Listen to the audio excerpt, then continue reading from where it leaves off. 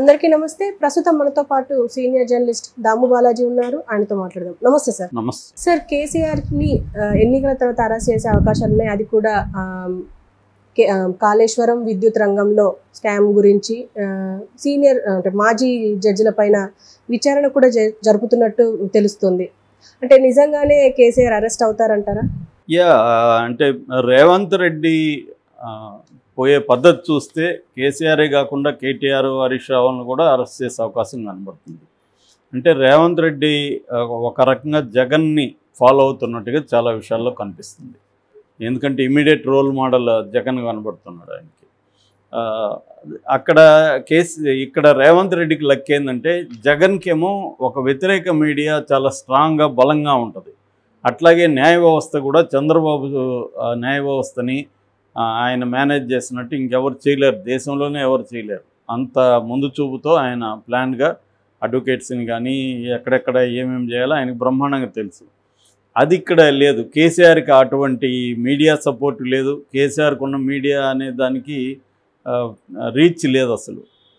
So దాన్ని కొంత ఉంది కానీ దానికి పెద్ద రీచ్ లేదు. సోషల్ మీడియా కూడా తెలుగుదేశం సోషల్ మీడియాతో పోలిస్తే ఇక్కడ వెరీ వీక్. అందువల్ల రేవంత్ రెడ్డికి ఏంటంటే ఇక్కడ తెలుగుదేశం మీడియా రేవంత్ రెడ్డికి సపోర్టు. సో మామూలుగా అయితే కాంగ్రెస్కి మీడియా లేదు. కానీ రేవంత్ రెడ్డి లక్ ఏమంటే అతను గతంలో తెలుగుదేశం వ్యక్తి కావడం, చంద్రబాబుకు అనుకూలంగా ఉండడం, చంద్రబాబు అతను కలిసి ఓటుకు నోటు కేసులో ఉండడం, ఇవన్నీ వల్ల తెలుగుదేశం గట్టిగా రేవంత్ రెడ్డిని సీఎం చేయడానికి ట్రై చేసింది. తర్వాత కూడా రేవంత్ రెడ్డి పథకాలను కానీ రేవంత్ రెడ్డి పనులంతా కూడా విపరీతంగా అది మోస్తూ ఉంది. అందువల్ల కేసీఆర్ని డీల్ చేయడం రేవంత్ రెడ్డికి ఈజీ. అటు చంద్రబాబుని జగన్ డీల్ చేయడం కంటే కూడా కేసీఆర్ని రేవంత్ రెడ్డి డీల్ చేయడం ఈజీ. రెండవది, బీజేపీ కూడా రేవంత్ రెడ్డికి సపోర్ట్ చేసే అవకాశం ఉంది నేషనల్ లెవెల్లో. ఎందుకంటే బీజేపీ స్ట్రాటజీ నేషనల్ వైడ్గా ఏంటంటే ఏ రాష్ట్రంలో అయినా ఒక పార్టీ వీక్ అయితే ఆ పార్టీని కంప్లీట్గా తొక్కేయడం, ఆ ప్లేస్లోకి తను రావడం, తర్వాత ఇంకొక పార్టీని అటాక్ చేయడం, ఈ యాంగిల్లో వెళ్తుంది. సో ఒక వెర్షన్ ఏంటంటే రేపొద్దున కేసీఆర్ని బాగా తొక్కేసి బీఆర్ఎస్ని తొక్కేసి ఆ ప్లేస్లో బీజేపీ ఇక్కడ ఎదిగి దాని తర్వాత కాంగ్రెస్ను కూడా చీల్చి రేవంత్ రెడ్డిని ఏకనాథ్ షిండే లాగా తయారు చేసి రావాలనేది కూడా ఒక వినిపిస్తుంది. అది జరిగినా జరగకపోయినా రేవంత్ రెడ్డికి అయితే ప్రజెంట్ మోడీ సపోర్టు ఉంది ఏ విషయంలో, కేసీఆర్ని దెబ్బతీసే విషయంలో. సో అది క్లియర్గా కనబడుతుంది. ఎందుకంటే కేసీఆర్ ఈ ఎన్నికల్లో పొత్తు పెట్టుకుందామని చాలా సీరియస్గా ట్రై చేశాడని చెప్తున్నారు బీజేపీతో. కానీ బీజేపీ దానికి ఒప్పుకోలేదు. సో బీజేపీ ఐడియా ఏంటంటే కేసీఆర్తో పొత్తు వల్ల మనకు నష్టం తప్ప లాభం ఉండదు. దాని బదులు కేసీఆర్కి యాంటీగా కానీ మనం గట్టిగా నిలబడి చేయగలిగితే మనకి సెకండ్ బిగ్ లార్జెస్ట్ పార్టీగా ఇక్కడ నిలదొక్కోవచ్చు అన్నది వాళ్ళకున్న వ్యూహం. సో ఈ వ్యూహంలో భాగంగా రేవంత్ రెడ్డిని ప్రస్తుతానికి వాళ్ళు సపోర్ట్ చేస్తున్నారు. రేవంత్ రెడ్డికి కూడా తర్వాత చూసుకుందాం. ఇప్పుడు మనం ప్రధాన శత్రువు కూడా కేసీఆర్ పార్టీని కానీ కేసీఆర్ తీసుకొచ్చిన ఏ రకమైన అభివృద్ధి నమూనా కానీ తెలంగాణ అస్తిత్వానికి సంబంధించిన సింబల్స్ కానీ అన్నిటినీ మార్చేయాలన్న ఇది కనిపిస్తుంది రేవంత్ రెడ్డి పోకళ్ళు. అందుకని ఆయన రాజముద్ర మార్చేశాడు. టీఎస్ అనే వెహికల్స్కి టీఎస్ అని ఉంటే దాన్ని కూడా మార్చి ఇప్పుడు అది కూడా ఓకే అయిపోయింది. సెంట్రల్ గవర్నమెంట్ కూడా పర్మిషన్ ఇచ్చింది. టీజీగా అది మారిపోతుంది. అట్లాగే అంటే తెలంగాణ అస్తిత్వ ఉద్యమంలో కేసీఆర్ కొన్ని సింబాలిక్ జెస్చర్స్ని తీసుకొచ్చాడు. వాటన్నిటిని మార్చేస్తున్నారు. తెలంగాణ అధికారిక గీతం మారిపోయింది. అలాగే అన్నిటినీ మార్చడం అనేది రేవంత్ రెడ్డి చేస్తుంది. దాంతోపాటు కుంభకోణాలని వెలికి తీసి ఈ ఎన్నికల లోపల కేసీఆర్కు ఉండే ఒక అథెంటిసిటీ ఉంటుంది, దాన్ని దెబ్బతీయడం. అంటే లెజిటిమసీ అనేది చాలా ఏళ్ళ నుంచి ఒక బిల్డప్ చేసుకుంటూ వస్తుంది. ఆ ఇప్పుడు ఎవరికైనా కూడా మనకు కూడా వ్యక్తిగతంగా తీసుకున్నప్పుడు మనకు కొంత ప్రతిష్ట అనేది మన సర్కిల్స్లో ఉంటుంది, మన నడవడికి కావచ్చు ఓవర్ ద పీరియడ్.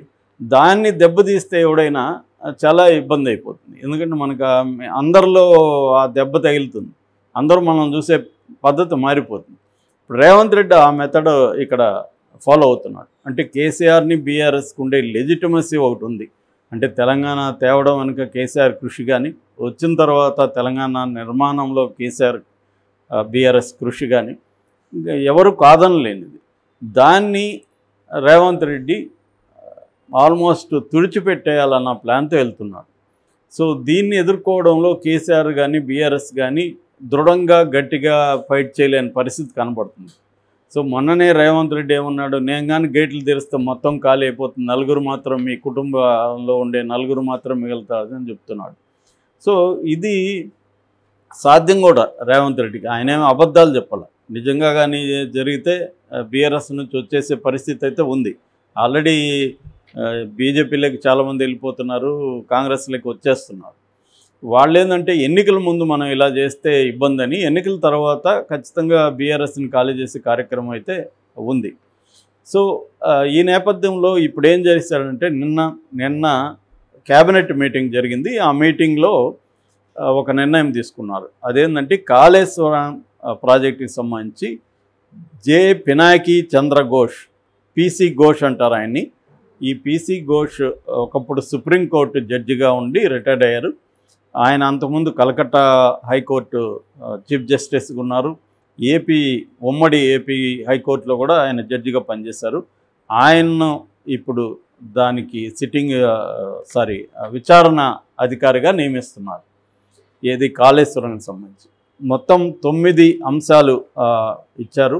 అంటే మేడిగడ్డ కావచ్చు, అన్నవరం, సందిళ్ళ బ్యారేజ్, ఈ బ్యారేజీల్లో పగుళ్ళు, తర్వాత కాంట్రాక్టులు ఎవరికి ఇచ్చారు, దాంట్లో ఎలాంటి అవకతవకలు జరిగాయి, తర్వాత ఆపరేషన్ అండ్ మేనేజ్మెంట్ క్వాలిటీ కంట్రోల్లో ఎటువంటి ఇర్రెగ్యులారిటీస్ ఉన్నాయి, తర్వాత మాల్ ప్రాక్టీస్ ఎక్కడెక్కడ జరిగింది, ఆర్థిక భారం ఎంత పడింది దీనివల్ల రాష్ట్రం మీద, తర్వాత ఈ క్రమంలో అదనంగా ఏమన్నా విషయాలు వస్తే దాని మీద కూడా విచారణ. ఇది వాళ్ళు నిర్దేశించింది.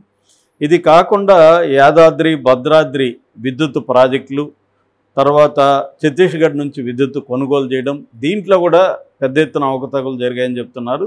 దాదాపు 85,000 కోట్ల అవకతవకలు దీంట్లో జరిగిందని చెప్తున్నారు. కాళేశ్వరంలో ఏమో 1,00,000 కోట్ల అవినీతి జరిగిందని చెప్తున్నారు. సో ఈ రెండింటికి సంబంధించి ఒకటేమో కాళేశ్వరం ఏమో ఈ PC Ghosh, justice PC Ghosh, విద్యుత్ రంగానికి సంబంధించి జేఎల్ నరసింహారెడ్డి, ఈయన గతంలో హెచ్సియు అంటే హైదరాబాద్ సెంట్రల్ యూనివర్సిటీ ఛాన్సలర్గా ఉన్నాడు. తర్వాత ఉమ్మడి హైకోర్టులో జడ్జిగా కూడా ఈయన పనిచేశారు. ఈయన బేసిక్గా వరంగల్. సో ఈయన్ని దీనికి ఇప్పుడు పెట్టారు. వీళ్ళిద్దరికీ 100 days టైం ఇచ్చారు. 3 నెలల లోపల వీళ్ళు విచారణ చేసి సబ్మిట్ చేయాలి నివేదిక. ఆ నివేదిక ఆధారంగా రేవంత్ రెడ్డి నివేదికలో ఈ బయటపడ్డాయి కాబట్టి సిఐడినో ఎవరినో ఉపయోగించి కేసీఆర్ని అరెస్ట్ చేసే అవకాశం ఉంది. లేదా మన చేతికి మట్టంటడం ఎందుకు, ఆల్రెడీ బీజేపీ సిబిఐకి అప్పగించమంటుందని అట్లా చేసినా కూడా అప్పుడు సిబిఐ అండ్ ఈడీ ఎంటర్ అవుతారు. అది జరిగే అవకాశం ఉంది. ఎన్నికల తర్వాత కేసీఆర్ని లేదా కేటీఆర్ వీళ్ళని అరెస్ట్ చేసే అవకాశాలు అయితే ఉన్నాయి. ఒక రకంగా కేసీఆర్కి కౌంట్ టైం ప్రారంభమైనట్టుగా మనం అర్థం చేసుకోవచ్చు. మరి కేసీఆర్ ఏమన్నా, ఆయన మామూలుగా చాలా గొప్ప స్ట్రాటజిస్ట్ అంటారు, వ్యూహకర్త, మేధావి, లాబింగ్ చేయడంలో ఆయన మించిన వాళ్ళు లేరు అని పేరుంది. కానీ ఎంత పేరున్నా ఒక్కొక్కసారి అంటే 2 రకాలు ఉంటాయి, ఇంటర్నల్ కండిషన్స్, ఎక్స్టర్నల్ కండిషన్స్. ఒక్కోసారి ఇంటర్నల్ కండిషన్స్ ఎంత బాగున్నా ఎక్స్టర్నల్ కండిషన్స్ బాగాలేకపోతే అది జరగదు. మామూలుగా ఒక ఎగ్జాంపుల్ చెప్తుంటారు బోధించడం. అదేంటంటే ఇప్పుడు ఒక బ్రహ్మాండమైన లైటర్ మన దగ్గర ఉన్న, అది తాటాకో లేకపోతే అది అట్లాంటి దానికి ముట్టిస్తే మండుకుంటుంది, పేపరు. అది ఇటుకరాయికి ఎంతసేపు లైట్ పెట్టినా ఇటుకరాయి మండదు. సో ఎందుకంటే భౌతిక పరిస్థితులు అంటాం, ఆ భౌతిక పరిస్థితులు, మెటీరియల్ కండిషన్స్ కూడా సూట్ అవ్వాలి. అది ఇప్పుడు కేసీఆర్కి లేదు.